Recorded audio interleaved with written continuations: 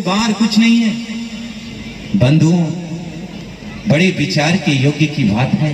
आप विचार करेंगे कि ये संसार यदि अनादि हो और ये मनुष्य भी अनादि काल से हो, अनाद समय जिसका अंत न हो, जिसकी आदि न हो, जिसकी उत्पत्ति न हो, इस सृष्टि की भी उत्पत्ति न हो और ये मनुष्य की भी उत्पत्ति न हुई हो, ये अनादि काल से ही यहाँ सृष्टि में रह रहा हो, सृष्टि भी अनादि हो और ये मानव जीवन जो यहाँ 84 लाख योनियां जितना है यह भी अनादि काल से हो और ये अनादि काल से दुख में पड़ा हो। जब से इसका जन्म हुआ हो, जब से ये अनादि जन्म की बात खत्म है, ये सृष्टि की उत्पत्ति की बात खत्म है, ये संसार के जो इस मंच से सदगुरु के नाम पर जो ज्ञान देते हैं, जो ज्ञान बांटते हैं, मैं उनके मानने का विचार बता रहा हूं। उनका ये मानना है कि ये अनादि काल से ही मानव है, तो अनादि काल से इसका दुख भी रहा होगा। दुख ऐसा नहीं कि मानव के बाद हुआ है, मानव के जीवन के साथ हुआ है।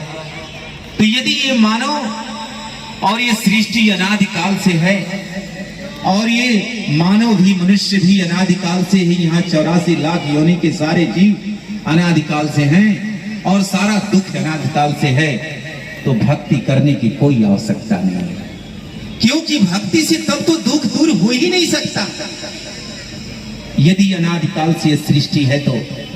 क्योंकि ये दुख की अगर उत्पत्ति न हो, अगर ये उत्पन्न न हो, समय हमेशा से हो, तो इस दुख को दूर नहीं किया जा सकता है। यदि दुख की उत्पत्ति हो, जैसे हम स्वस्थ हो रहे हो और रोग हुआ हो, तो उस रोग को दूर किया जा सकता है। लेकिन जो सदा से दुख हो, सदा से ये मनुष्य हो, सदा से ये सृष्टि हो, ये सृष्टि कैसी है? दुखमय सृष्टि है। इस सृष्टि को, इस संसार को दुख का सागर कहा गया है। यहाँ दुख का सागर है। ये संसार को मुर्दों की नगरी कही गई है कि ये संसार मुर्दा की नगरी है। इसे मुर्दा की नगरी क्यों कही गई है? क्योंकि यहाँ सभी मरते हैं, यहाँ कोई जीता नहीं है। जन्म लेता है तो उसकी मृत्यु निश्चित है। यहाँ सबका दुख निश्चित है। उसकी जिसका जन्म हुआ है उसकी मृत्यु निश्चित है। यहाँ कोई अमर नहीं है, इसलिए इसे मृत्यु लोक कहा गया है। और यहाँ इसीलिए सदगुरु कबीर साहब कहते हैं, साधो ये मुर्दों का गांव है। ये मुर्दों की नगरी में, दुख की नगरी में ये शरीर पकड़ करके ये चेतना जो रह रही है, इस नगरी में सुख शांति का सोचना बड़ा दुर्लभ, होना बड़ा दुर्लभ। देह धरे का दुख सब काहू को हो, ज्ञानी भुगते ज्ञान से अज्ञानी भुगते रोग। ये देह धरने का दुख इस संसार में सभी को हुआ, चाहे वो ज्ञानी रहा हो चाहे अज्ञानी रहा हो। ये नहीं कि वो सुमिरन करता है, वो भक्ति करता है, वो ज्ञानी है तो उसको देह धरने का दुख नहीं होगा। वो जन्मा होगा तो दुख नहीं हुआ होगा और मरेगा तो दुख नहीं होगा, दुख होगा। दुख उसी को, शरीर का तो दुख होना ही है, क्योंकि ये शरीर दुखदाई है। लेकिन प्रश्न इसमें ये है कि क्या ये दुख सदा से है? यदि सदा से है तो ये दुख समाप्त होने का कोई चांस नहीं है।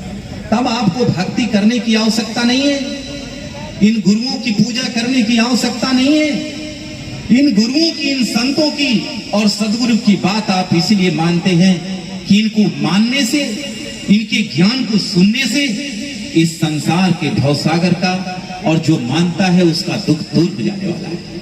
क्योंकि बिना परमात्मा का, संत का काम है, गुरु का काम है परमात्मा की तरफ लखाना और ये जीव को परमात्मा की भक्ति करके परमात्मा की तरफ जाना। लेकिन सबसे बड़ा ये है कि यहाँ से मंच से जो कुछ गायन करने वाले हैं, जो भजन गायन कलाकार हैं, वो एक कलाकार है। ये काम संत का है, ये जीवन की मुक्ति का, ये काम सतगुरु का है। ये काम किसी गायक, किसी कलाकार का नहीं है। एक कलाकार हो सकता है, पूरे संसार को रिझा सकता है, विश्व विख्यात हो सकता है, मगर संत नहीं हो सकता है।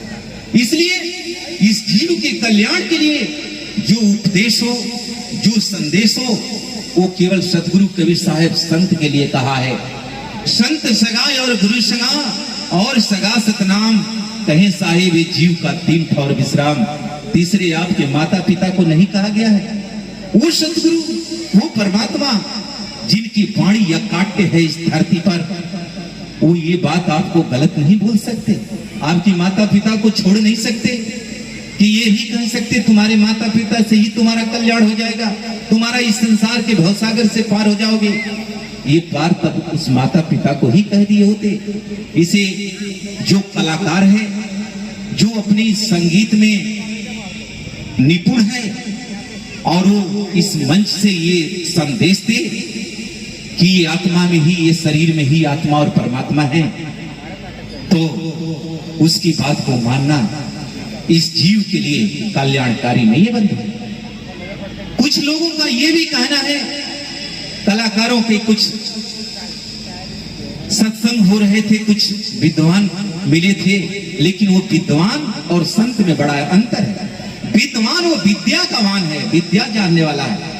संत का काम है साधना करना, त्याग करना और त्याग करके उस परमात्मा को जानना। ये संदेश केवल संत दे सकते हैं।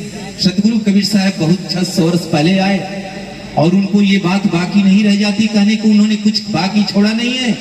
जो मिला सो गुरु मिला, चेला मिला न को, एक जीव पर 6,96,000 रमैनी हो। तो ये बात कलाकारों को कह देते कि जो भजन गाने वाला है वो सारा बात कह देगा, संत को कोई जरूरत नहीं है। इसलिए संत, जो सतगुरु का जो ज्ञान है, उसे इस जीव को सतगुरु को जान करके लेने की आवश्यकता है, गुरु को जान करके लेने की आवश्यकता है। जो ही है वही गुरु नहीं बन जाएगा। सतगुरु कबीर साहब कहते हैं, इस संसार में गुरु की महिमा को कहे, शिव विरंच नहीं जान। गुरु की महिमा को कहे, शिव विरंच नहीं जान। गुरु सतगुरु को चिन्ह के पावे पद निर्वाण। सतगुरु कबीर साहब का एक वाणी है। ये वाणी में बता रहे हैं इस संसार के लोगों को, ऐ संसार के लोग, गुरु और सतगुरु को चिन्ह के ही तुम पद निर्वाण को पा सकते हो। जो ही हो वही ज्ञान दे दे, जिसी को हो उसी को गुरु बना लो, क्योंकि इस संसार में सभी लोगों ने गुरु बना रखा है। कहीं न कहीं गुरुओं में फंसा हुआ है, कहीं न कहीं शास्त्रों में फंसा हुआ है, कहीं न कहीं कोई न कोई किसी न किसी ज्ञान में फंसा हुआ है। लेकिन सतगुरु का सच्चा ज्ञान क्या है, इस बात को मैं आप लोगों को सतगुरु के ज्ञान से, सतगुरु की वाणी से बता देना चाहता हूं। यदि उस प्रकार से नहीं ग्रहण करेंगे तो इस संसार के भवसागर से जीवन को दुख से दूर होना दुर्लभ है। साहब करें कि गुरु सतगुरु को चिन्ह करके इस संसार में किसी ने गुरु बनाया होगा, लेकिन सतगुरु को नहीं जाना होगा। साहब सतगुरु की बात कर रहे हैं और गुरु की बात कर रहे हैं, तो हम कैसे जाने कि सतगुरु है? क्योंकि इस संसार में सतगुरुओं की भीड़ लगी हुई है, बहुत से सतगुरु हैं, लेकिन ये संसार कैसे सतगुरु को पहचाने कि यही सच्चा सतगुरु है और यही सच्चा गुरु है? ये गुरु में क्या भेद है, इस बात को जान लेना परम आवश्यक है। देही को सतगुरु कहे, यह तो तुंदर ज्ञान, चार दाग जामे नहीं, ताकु सतगुरु मान। सतगुरु कबीर साहब कहते हैं कि ये संसार के लोग, इस संसार में तुझे बड़ा सतगुरु मिलेंगे, लेकिन सतगुरु का पहचान क्या है, वो पहचान करके ही उसे तुम सतगुरु मानना और उसके ज्ञान का अनुसरण करना। तो कहा कि जो चार दाग कौन सा? जो गर्भ, जिसकी पत्नी न हो, जिसकी 5 तत्व 3 गुण की शरीर न हो, वो सतगुरु है। ऐसा केवल ये पूरे ब्रह्मांड में केवल सतगुरु कबीर साहब ही सतगुरु है बंधुओं। ये उनके सिवा कोई सतगुरु नहीं है। और तमाम गुरुओं को लोग बना रखा है। सतगुरु कबीर साहब कहे, बहुत गुरु भय जगत में, कोई न लागा तीर, सभे गुरु बही जाएंगे, जागृत गुरु कबीर। अब यहाँ सतगुरु गुरु को चिन्हने की बात कहा है सतगुरु कबीर साहब की एक एक वाणी को यदि गहन नहीं करेंगे, चिंतन नहीं करेंगे, तो आज के युग में बड़ा गुरु है ये भी एक माया है। कोई नहीं चाहता कि हमारा ये जीव जानता है कि ये मेरा है, कोई किसी का ये जगत में नहीं है। गुरु भी एक माया है, लेकिन माया कहां तक है कि जब हमें पता लगता है कि सत्य ज्ञान कहां है और उसे हम लेने में हमारा गुरु बाधक पड़े। सदगुरु कबीर साहब ने बाधक की बात नहीं कहा जब तक गुरु न मिले साचा तब तक गुरु करे 10 बाचा। आपको बंधन में नहीं रखा। गुरु हम बनाए हैं मुक्ति के लिए, इस संसार के भवसागर से पार होने के लिए, न कि ये गुरु हम इस परंपरा को निभाने के लिए बनाए हैं। हमें वो ज्ञान दे जो इस संसार के भवसागर से पार करने वाला ज्ञान हो। अब सदगुरु को तो मैंने बता दिया, सदगुरु कबीर साहब ने स्वयं बताया सदगुरु की पहचान क्या है। आप पहचान कर लेना, जो गर्भ में गया हो, जिसके माता पिता से हो और वो लिखे कि मैं सदगुरु हूं, उसके तरफ उलट के मत ताकना। और जो कहे कि मैं गुरु हूं, तो गुरु की क्या पहचान सदगुरु कबीर साहब ने बताया है। कहा कि गुरु में भेद है, हर गुरु से काम नहीं चलेगा। जो सदगुरु कबीर साहब बता रहे हैं, उनके बताने का जो अंदाज है, क्योंकि ये संसार को कोई ज्ञान नहीं है कि कैसा गुरु होता है, कैसा चेला होता है, कैसा सदगुरु होता है, कैसा ये संसार है, कुछ नहीं जानता ये जीव, अज्ञान दशा में है। सदगुरु कबीर साहब इसी बात को बता रहे हैं कि ये संसार में जो तुम गुरु बना रखे हो, उस गुरु में ये अगर ज्ञान हो तो उसे ज्ञान गुरु को बना लेना। अगर ये ज्ञान तुझे देता है, कौन सा ज्ञान? गुरु में भेद है, गुरु में भाव। ऐसा गुरु नित्य बंदिए जो शब्द बतावे दाव। उन्होंने शब्द की बात कहा है, जो तुम्हें शब्द की प्राप्ति की बात करता है, वैसे गुरु को पूजना। ये गुरु नहीं कि तुम्हें जो ही है वही बता दिया, तुम उसके ताकत को देख लिए, उसके सम्मान को देख लिए, राष्ट्रीय अध्यक्षता को देख लिए, बहुत बढ़िया से भजन गाता है, कलाकार है और दुनिया का बहुत बड़ा धनाढ़ है। ऐसे को गुरु बनाओगे तो तेरा कल्याण होने वाला नहीं है। हमें गुरु बनाना है, अगर ये काम करना है तो अपने माता पिता को ही गुरु बना लेना। उनसे बड़ा आपका कोई हितैषी नहीं है इस संसार में, क्योंकि एक माता पिता ही ऐसे हैं जो ये जीव का, ये अपने बच्चे का किसी प्रकार से अहित नहीं जानते, अहित नहीं सोचते, न कर सकते। लेकिन सदगुरु का ज्ञान माता पिता में नहीं है, क्योंकि सदगुरु के चिन्हने से, सदगुरु के ज्ञान से ही मुक्ति होगी। और वो ज्ञान गुरु से मिलेगा, वो ज्ञान संत से मिलेगा। इसलिए सदगुरु कबीर साहब ने संत सगा और गुरु सगा, और सगा सतनाम कहे साहिब जीव का तीन ठर विश्राम। इसलिए कहा आपका रिश्तेदार आपको भक्ति का सुझाव नहीं दे सकता, आपको इस संसार से, भवसागर से निकलने का बात नहीं कर सकता है, क्योंकि जिससे ज्ञान हो उसी से ले सकते हैं। आप बीमार हो जाते हैं तो माता पिता से इलाज नहीं करते, क्योंकि आप जानते हैं कि वो डॉक्टर नहीं है, और माता पिता भी डॉक्टर नहीं, इसलिए आपका इलाज नहीं करते, वो डॉक्टर के पास ले जाते हैं। और उसी प्रकार से पढ़ाई भी पढ़नी है तो घर में ही आपकी शिक्षा नहीं दे देते, क्योंकि जब जितना उनको जानकारी है उतना आपको ज्ञान बता देते। अधिक शिक्षा के लिए आपको कॉलेज भेजते हैं, शिक्षकों के पास भेजते हैं और उसका पैसा भी देते हैं। लेकिन ये भवसागर से पार होने का ज्ञान केवल अपने हम रिश्तेदारों से ले, गुरु से ले, और जिनको हम ताकतवर जान जाए, धनवान जान जाए, कलाकार जान जाए, और कि एक से एक भजन गाने वाला है, पूरी दुनिया को मोड़ लिया है अपने कला से, तो उसके ज्ञान से आपका कल्याण नहीं होगा। ये जब होगा तो संत के ज्ञान से होगा, और वो संत का ज्ञान, अब बात है कि संत कैसा हो। संत वो हो, सतगुरु कबीर साहब कहते साधु सोई जन जानिए, पांचों राखे चूर, जाके पांचों मोकली तासे साहेब दूर। संत वो है जिसकी पंच विषयों पर अपना कंट्रोल है, उसका संसार में सुख लेने की आशा खत्म हो गई है। उसे कहते हैं कि जीते जीते वो मर गया है, उसको प्रकृतियों से मतलब नहीं है शरीर के। यहाँ पर संत वो नहीं है कि जाकर काशी से पंजा ले लिया, आचार्य से, और लंगोटी ले लिया, और अपने घर सफेद कपड़ा पहन लिया और घर परिवार में रह रहा है, और पत्नी रंगीन कपड़ा, और उसे कहीं जाता है तो अपनी गाड़ी पर पीछे बैठा लेता है और कहता है मैं संत हूँ। ऐसे को दुनिया भी कहने वाली कहेगी कि एक नया आश्रम जा रहा है। इसलिए संतों की मर्यादा को बनाने के लिए, यदि तुम संत हो गए हो तो अपने बहन को भी बैठाने का अधिकार नहीं है। संत को ये त्याग होना चाहिए, क्योंकि संसार इस बात को नहीं जानता कि वो आपकी बहन है, वो आपकी माँ है।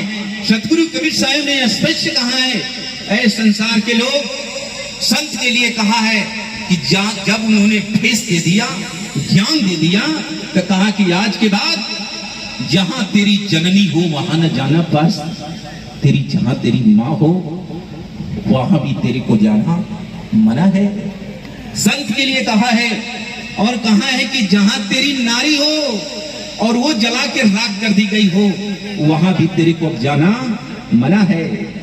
उसे कहा कि घर परिवार में जाना तेरे को मना है। उन्होंने कहा कि तुम क्यों ये मना कर दिया? क्योंकि ये संत के लिए नहीं है।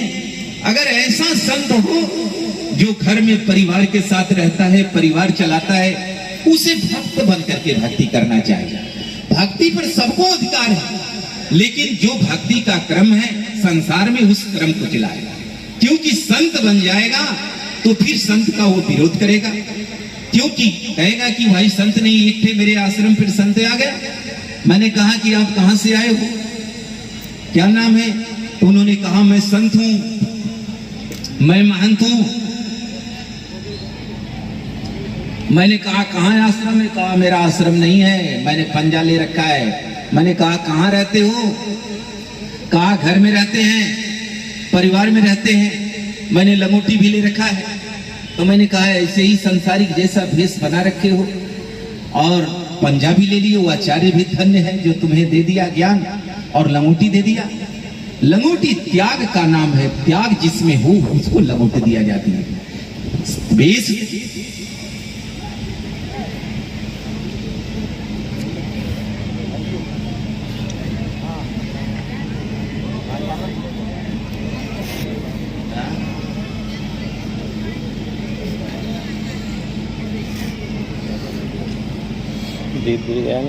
अभी कुछ बात बड़ी रहस्य की है।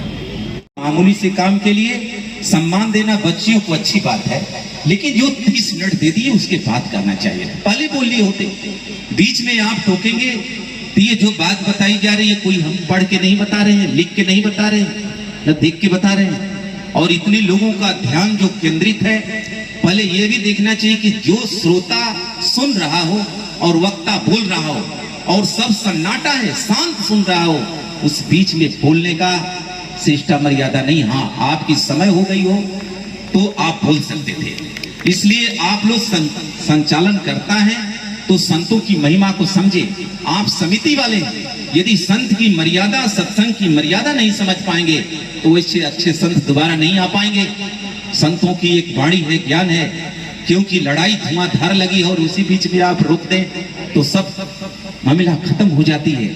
ये भाव है, ये बताने का, ये कोई पढ़ करके नहीं मैं बता रहा हूँ, ये साधना की बातें हैं जो मैं सदगुरु की बात बता रहा हूँ, ये जीव के कल्याण के लिए बता रहा हूँ। बच्चियां हैं, अच्छा नंबर पाई हैं, उनके लिए मैं भी धन्यवाद देता हूँ, आशीर्वाद देता हूँ कि और मेहनत करें।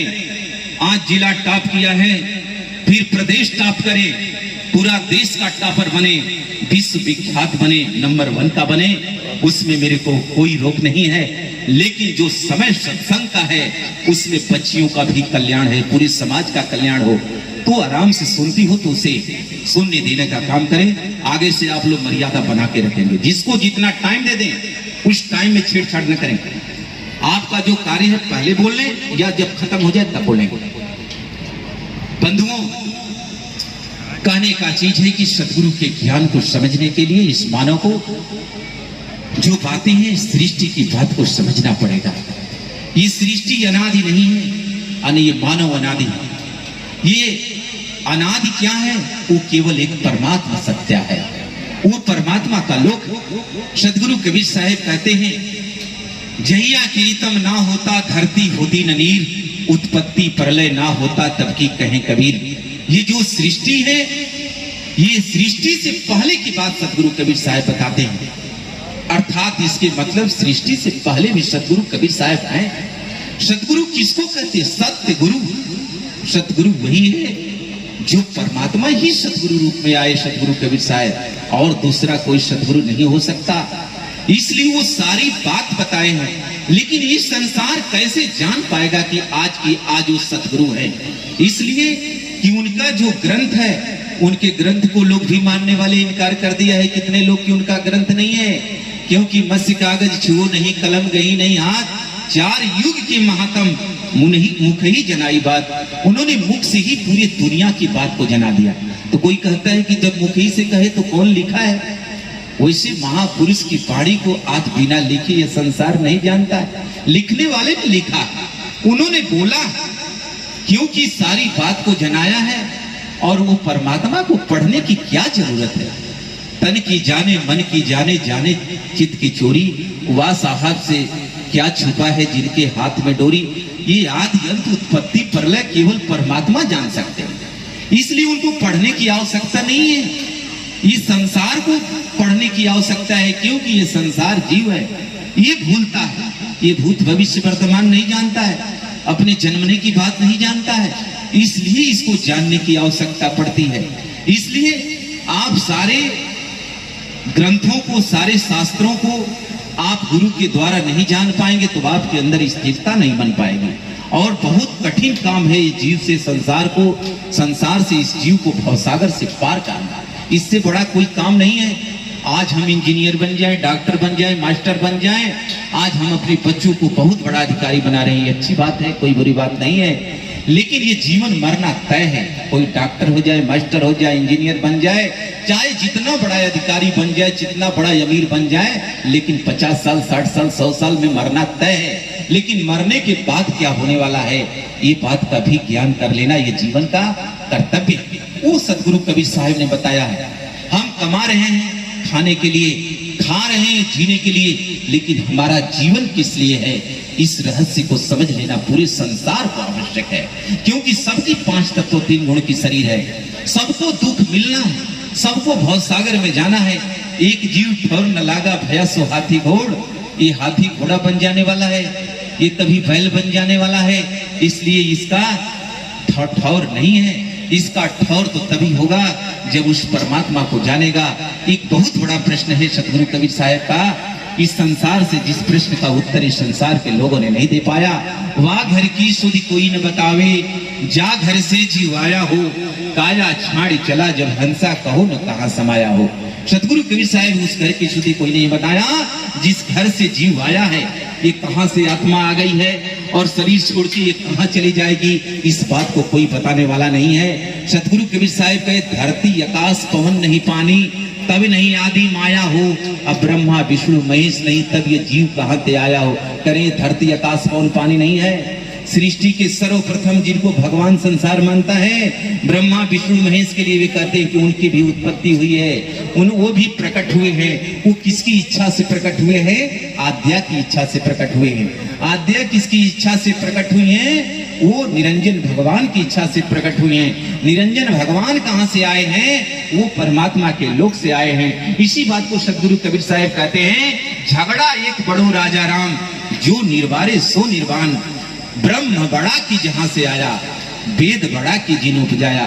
सतगुरु कबीर साहब कहते हैं कि ये जो पूरे ब्राह्मण को चलाने वाले निरंजन भगवान जो हैं, वो जहां से आए हैं वो जगह बड़ी है कि वो बड़े हैं, ये बात को जानना है। क्योंकि वो परमात्मा के लोक में थे और वहां से वो अज्ञानता में चले आए, भूल कर चले आए। इसी को सतगुरु कबीर साहब कह रहे कि ये बताइए वो बड़े हैं कि वो बड़े हैं। तो जहां से आए ब्रह्म, उनको ये संसार मानता है। क्योंकि पर इस लोक 3 लोक के बाहर का ज्ञान सतगुरु के अतिरिक्त किसी ने नहीं दिया। क्योंकि सतगुरु ही परमात्मा है, परमात्मा ही सतगुरु रूप में इस सृष्टि में आए। तब साहेब करें कि ये भूला पहले कौन?